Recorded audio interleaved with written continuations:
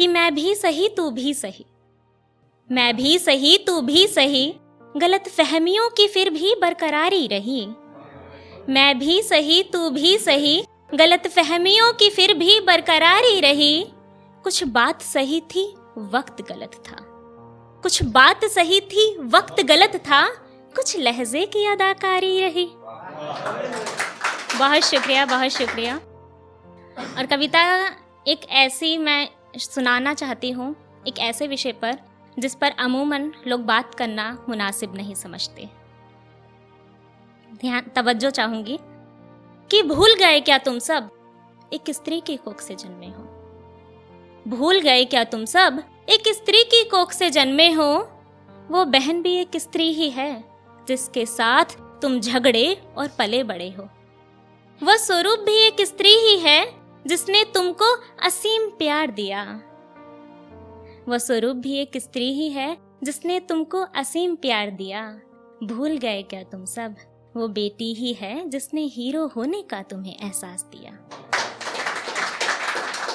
और बदले में तुमने उसे क्या दिया, बताती हूं मैं, सुनिए जरा लगाकर कान। इस कविता को सुनने वाले सभी कदरदान। जन्म लिया बेटी ने तो मौत की सौगात मिली, जन्म लिया बेटी ने तो मौत की सौगात मिली। और जी गई जैसे तैसे तो भेदभाव और लात मिली। पढ़ने लिखने के लिए भी पढ़ने लिखने के लिए भी उसे करनी पड़ी लड़ाई, पढ़ने लिखने के लिए भी उसे करनी पड़ी लड़ाई।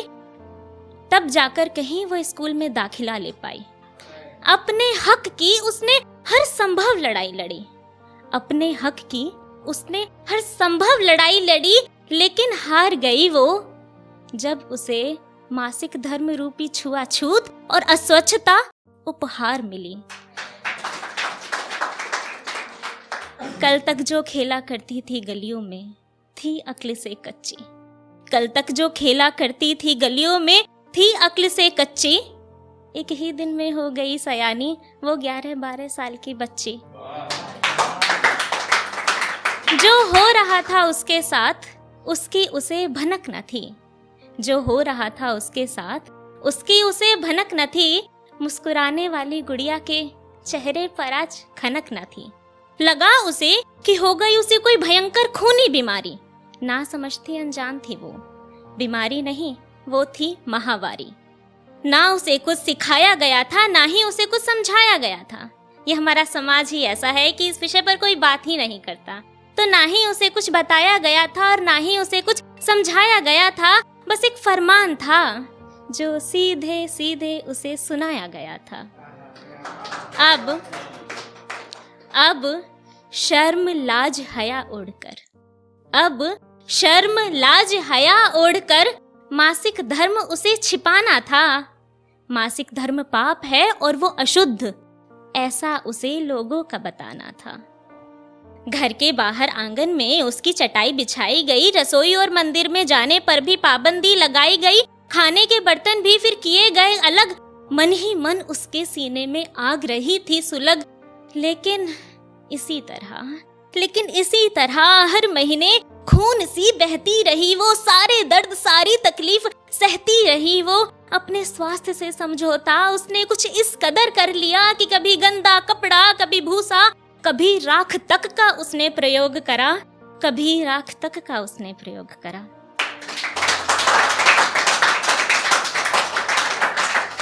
स्कूल से भी छुट्टी करनी पड़ी उसे सच छिपा, स्कूल से भी छुट्टी करनी पड़ी उसे सच छिपा कर। पड़ी रही एक कोने में वो बीमारी का बहाना बनाकर। रह रह कर उसके दिमाग में बस एक ही ख्याल खलता रहा, रह रह कर बस उसके दिमाग में एक ही ख्याल खलता रहा कि क्यों बनाया खुदा ने मुझे स्त्री।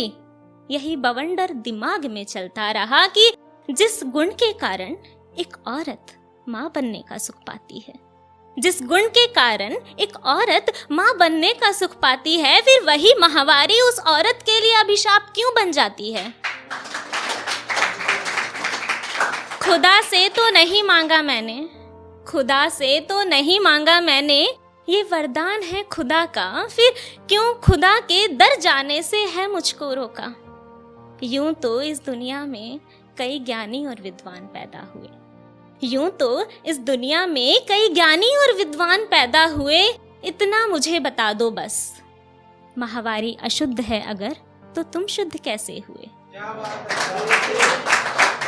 बहुत शुक्रिया, बहुत शुक्रिया। ये सवाल सिर्फ गुड़िया नहीं पूछेगी अब हर नारी, देनी होंगी उन्हें हर वो खुशी जिनकी है वो अधिकारी। गंदा कपड़ा भूसा राख से उनको बचाना है, अस्वच्छता से स्वच्छता की और उन्हें बढ़ाना है। शर्माने की कोई बात नहीं, जरूरत है जागरूकता की। शर्माने की कोई बात नहीं, जरूरत है जागरूकता की। नारी का स्वाभिमान बढ़ाने की, उन्हें सैनिटरी पैड उपलब्धता की, उन्हें सैनिटरी पैड उपलब्धता की। बहुत शुक्रिया।